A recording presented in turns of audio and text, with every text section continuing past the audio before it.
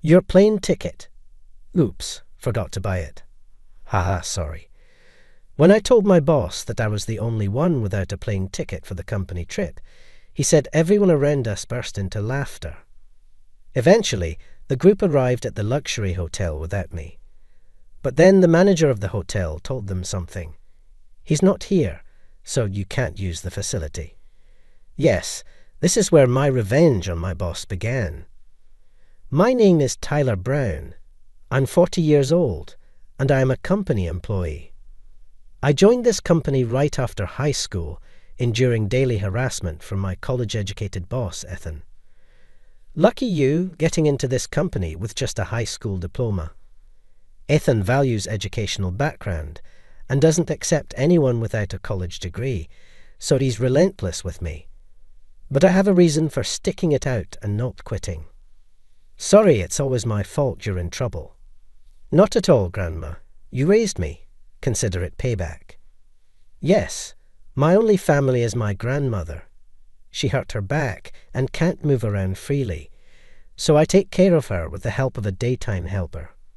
With my parents gone, she took me in and raised me, so quitting my job is out of the question. I just want her to always be happy. Driven by that sole purpose, I keep on working. She seems to enjoy spending time with her helper during the day, so I want to maintain that lifestyle for her.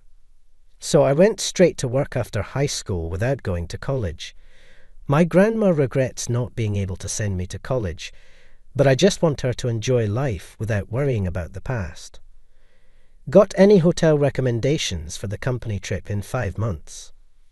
One morning, our department head Michael asked all the employees during the morning meeting. The trip was in 5 months, and he was looking for a hotel to stay in. Knowing little about the local accommodations, Michael was asked by Mr. Smith, the CEO, to gather suggestions from the employees. Remembering a hotel I stayed at near that tourist spot, I eagerly raised my hand. Yes, I've stayed at a hotel around there before. How about that one? I suggested the hotel I once stayed in with my grandma to Michael. After I told him the name and location, he happily agreed to check it out and report it to Mr. Smith. Anyone else? If not, I'll report Tyler's suggestion to Mr. Smith. All in agreement with Michael's call, all employees replied yes, and the meeting ended.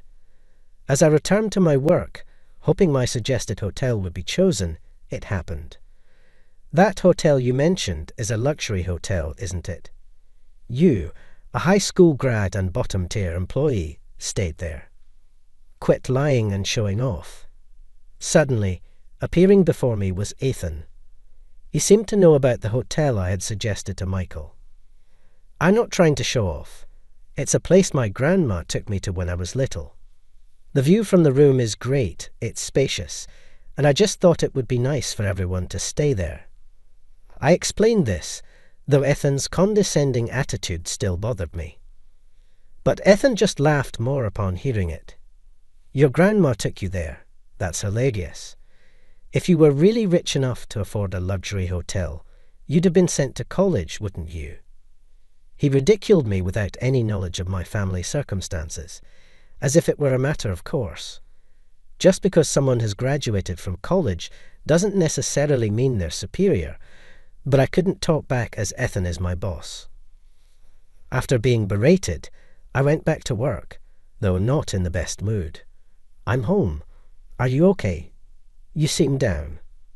Returning home, feeling down, my grandma greeted me as usual, but looked worried seeing my state. Not just about what Ethan said, but I also had to tell Grandma about the company trip. Participating in the trip means leaving this house. A helper takes care of Grandma during the day, but I've always been there at night, so we need someone else. The company has decided to go on a trip. Oh, that's great. You work hard, so why not take a break and go? Grandma's casual response surprised me, but sensing my hesitation, she continued. Don't worry about me. I'll be fine. We've got the neighbour lady nearby, so don't worry about me and enjoy your trip. Our neighbour is a slightly younger elderly lady who's always been close to my grandmother. It seems my grandmother has arranged so that she can stay over at that lady's house. Thanks, Grandma. Her reassurance brought a smile to my face, and I continued to tell her more about the trip. Later on, the company trip was decided to be at the luxury hotel I recommended. It was a 2-night, 3-day trip packed with luxury to reward the employees for their hard work and contributions, including sightseeing at the destination. Looking at the distributed itinerary, I was excited when Michael called me over. Sorry to ask, but could you handle the flight and hotel bookings? I'm not great with this stuff. Leave it to me. Having recommended the luxury hotel to Mr. Smith and Michael, I gladly took on the responsibility. Man, wow, you won. Mr. Smith loved the luxury hotel you suggested, and he's looking forward to it. Hearing this from a pleased Michael raised my anticipation for the day. Arranging everything would ease the burden on Michael and Mr. Smith. It felt great to be helpful. I quickly booked the flights and hotel reservations for everyone attending the trip. The next day, as other employees checked the reservations, they noticed a discrepancy in the number of flight tickets. Tyler, it seems we're 1 ticket short. What? I'll check it right now.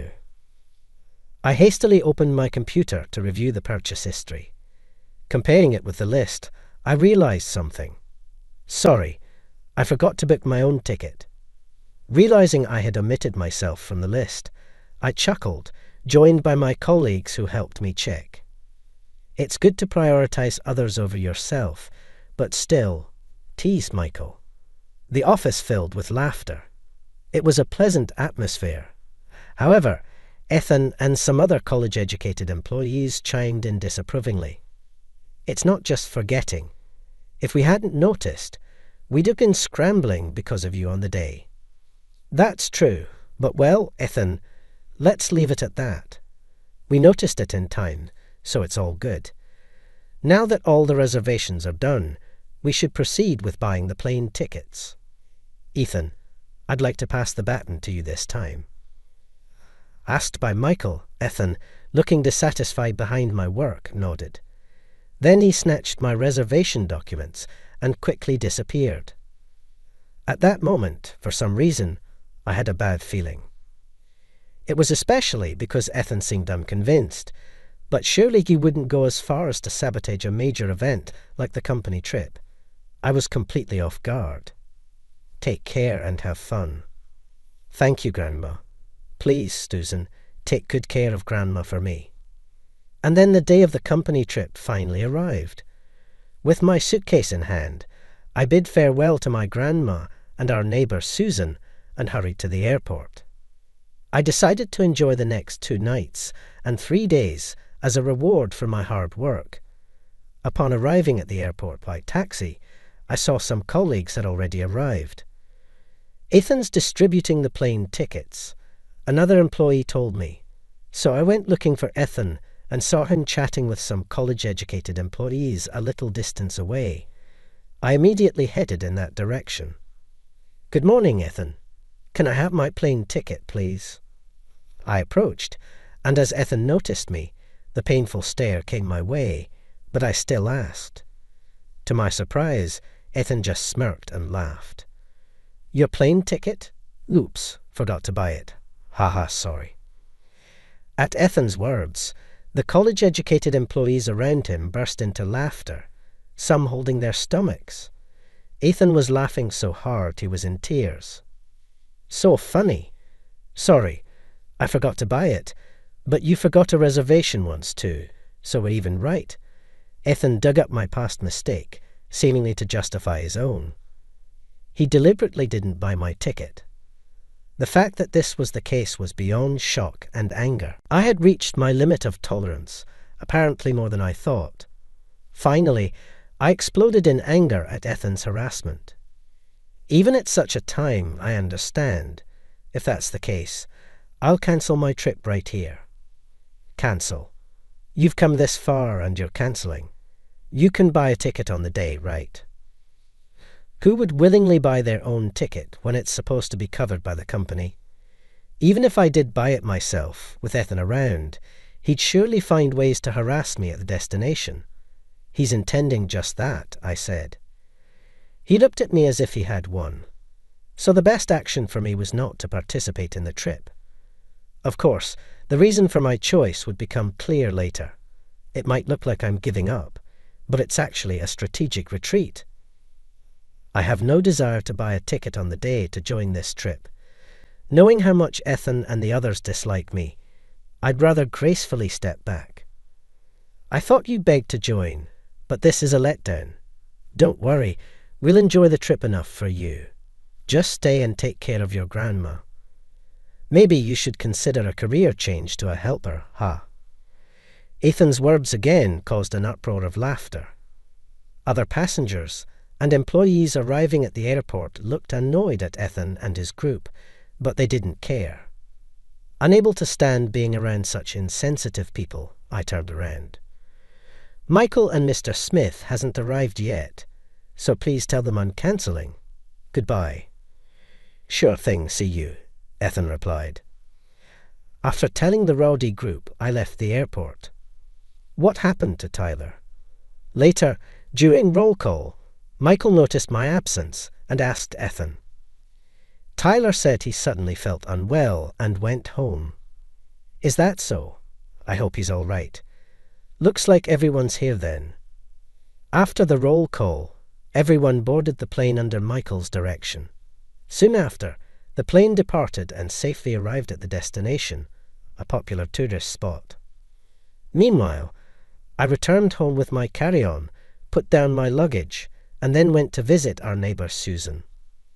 Aren't you supposed to be on the company trip? Susan was quite surprised to see me back, and when I told her I returned because I felt ill, she became extremely worried. Her and my grandma's concern, suggesting I rest immediately, made me feel comforted.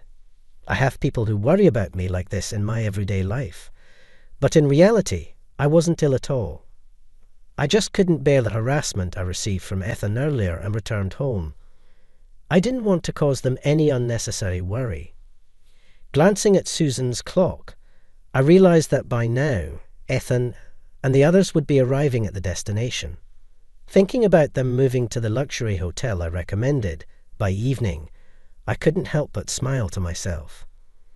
Secretly smiling under the blanket I borrowed from Susan, neither she nor my grandmother noticed. Before I knew it, evening arrived and everyone reached the luxury hotel. Looking up at the impressive luxury hotel, the employees' expectations, having thoroughly enjoyed the tourist spot, grew even more. Come to think of it, Tyler was the one who reserved this luxury hotel. Saying the group reservation should be under his name should work, right? Ethan said this, and an oblivious Michael followed him to the reception. Upon giving the company name, they checked the reservation. Which of you is carrying the membership card? Membership card. Confused, Michael and Ethan tilted their heads as the receptionist explained. Our hotel accepts reservations and stays from guests who have a membership card. For a group, the person who made the reservation would typically be the representative and have their name on the list. We left the reservation to our employee Tyler, so it should be under his name, right? Michael, realizing they might not be able to stay without the card, showed signs of panic. Thinking about mentioning my name might help. As I made the reservation, Michael said, "The reservation is listed, but where is Mr. Tyler Brown?" Either way, without presenting a membership card, you cannot use our hotel. Tyler suddenly felt ill and couldn't come, so we don't have his membership card. Ethan began to show signs of panic, his voice of frustration spreading among the surrounding crowd. The employees looked anxiously at Michael and Ethan. "I'm sorry, but get the manager out here. I'll talk to them." Hearing Ethan's words, the receptionist switched with the manager. "I am the manager here. I've checked again, but without Mr. Brown, who made the reservation, you cannot stay." The hotel reiterated that they couldn't stay as per the reservation list. However, Ethan became even more irritated and threatened. "Get the CEO out here." The manager hurriedly reached for the phone and made a call. "Are you available?" "I'll come to you. Please wait." Understood. The manager had called the hotel CEO, Mr. Johnson. After hanging up, the manager informed Michael and the others that Mr. Johnson would be coming to the reception. "What's going on here?" Our company's CEO, Mr. Smith, having heard about the commotion, arrived, and Michael and Ethan explained everything they had been told by the manager. Meanwhile, Mr. Johnson arrived with his secretary. "Nice to meet you. I'm Johnson, the CEO of this hotel. Thank you very much for your courtesy." Everyone swallowed hard at the sight of both CEOs meeting. Unconcerned by the tense atmosphere, the two CEOs exchanged business cards and spent a moment inspecting them before putting them away. "Actually, I've just been informed by my employees that we can't stay here without a membership card. Yes, the guest who has the card supposedly fell and hasn't arrived at our hotel." Mr. Smith looked anxious, but Mr. Johnson maintained a smile throughout. As Ethan became increasingly suspicious, Mr. Johnson was about to make a shocking revelation. "Mr. Tyler Brown, the guest in question, called me earlier. He wasn't actually ill but couldn't come here because a malicious employee didn't give him a plane ticket," Mr. Johnson said. At Michael's words, everyone's gaze suddenly turned to Ethan. He was the only one who had openly shown malice towards me, so everyone unanimously directed their stares at him, making him even more flustered. "It wasn't me. Don't lie. I heard it at the airport," Ethan told Tyler. "He forgot to buy his ticket. Is that true, Ethan?" Mr. Smith confronted Ethan, who seemed to be in doubt, looking around for help in a panic. But with witnesses present, no one defended Ethan. Not even the college-educated employees pretended not to know him. Ethan, looking frustrated, finally confessed the truth. "It was just a light-hearted joke. He's only a high school graduate and always tries to outshine me, a college graduate. I couldn't bear the thought of him going on the company trip, so I admit it. I didn't buy his plane ticket," Ethan confessed. Mr. Smith scolded Ethan for his actions. "What have you done? You've ruined our much-awaited trip. Does this mean we have to sleep outside on our first day?" "Don't worry, Mr. Smith. As an exception, we will allow you to stay tonight without a membership card. I have a long-standing relationship with Mr. Brown, so I cannot let his colleagues sleep outdoors," Mr. Johnson assured. "Thank you, you've saved us," everyone said in relief. Now that everyone knew Mr. Johnson and I were acquainted, Ethan spent the day quietly, a change from his usual behavior. "Thank you for your cooperation," I said. "Not at all. Please don't worry about it. Please extend my regards to Dorothy," Mr. Johnson replied. After everyone was settled in the hotel, Mr. Johnson called me, and I expressed my gratitude. Upon hearing what had happened, Mr. Johnson was deeply apologetic. Mr. Johnson was an old friend of my grandmother and had been close to us for many years. Since my grandmother hurt her back, I hadn't been able to visit or use the hotel. When I mentioned introducing the hotel for the company trip, he was very pleased and had been looking forward to seeing me. Unfortunately, things turned out this way, leaving me feeling apologetic. I promised to visit him again with my grandmother, I thought to myself, ending the call with Mr. Johnson. Afterwards, everyone returned safely from the company trip, but Ethan was severely reprimanded by Mr. Smith and Michael. His deliberate omission of buying other employees' plane tickets and the harassment towards me and other high school graduates came to light, leading to his transfer. After his transfer, I heard Ethan ended up in an apartment where the head of the department seemed to be a very strict man, and he had to be disciplined every day. I hoped that he would learn from this and stop prejudging and harassing people based on their educational backgrounds. "Long time no see, how have you both been?" I asked. "Thanks to my grandson, I'm always in good spirits," Mr. Johnson replied. Several years later, I visited Mr. Johnson's hotel with my grandmother, who was in good health. We couldn't make it to the company trip years ago, but I'm really glad we could visit together this time. The reunion was a joy for Mr. Johnson, and my grandmother was all smiles in the welcoming atmosphere. I felt deeply moved, knowing that it wasn't just my effort that brought about this happiness. It's all because of the connections we've made, I thought to myself.